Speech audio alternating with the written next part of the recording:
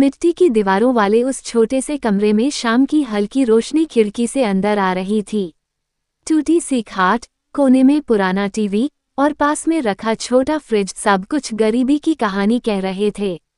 उसी कमरे में एक छोटी सी मेज पर 2 नन्हे पप्पी बैठे थे।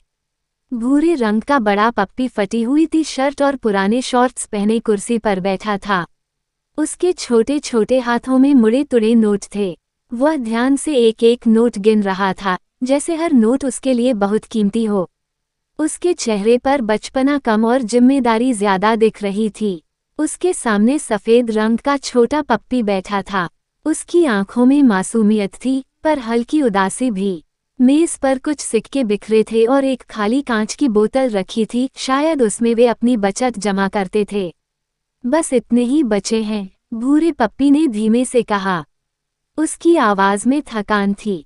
सफेद पप्पी हल्की सी मुस्कान लाने की कोशिश करता है, जैसे कह रहा हो कोई बात नहीं, हम फिर से कमा लेंगे।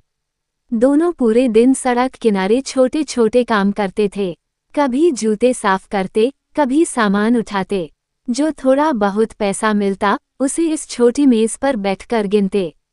उनका सपना था कि एक दिन वे अपनी माँ के लिए दवा खरीद सकें, जो कई दिनों से बीमार थी और खाट पर लेटी रहती थी। कमरे में रखी खाट की ओर देखते ही भूरे पप्पी की आंखें भर आईं। माँ की खांसी की आवाज अभी भी उसके कानों में गूंज रही थी। आज दवा के लिए जितने पैसे चाहिए थे उतने नहीं जुट पाए थे। सफेद पप्पी ने धीरे से अपना छोटा पंजा उसके हाथ पर रखा। वो कुछ नहीं बोला, बस साथ देने के लिए पास बैठा रहा। उस छोटे से कमरे में गरीबी थी, भूख थी, परेशानी थी, लेकिन उनके बीच एक सच्चा साथ भी था। रात गहराने लगी। खिड़की से आती ठंडी हवा में दोनों ने पैसे कांच की बोतल में डाले। बोतल लगभग खाली ही रही। भूरे पप्पी ने सिर झुका लिया। उसकी आंखों से एक आंसू गिरा और मेज पर पड़े सिक्के को भिगो गया। सफेद पप्पी ने आसमान की ओर देखा, जैसे किसी चमत्कार की उम्मीद हो।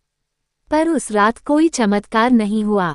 सिर्फ 2 मासूम दिल थे जो अपनी छोटी सी दुनिया में बड़े बड़े दुखों से लड़ रहे थे। दिल टूटना,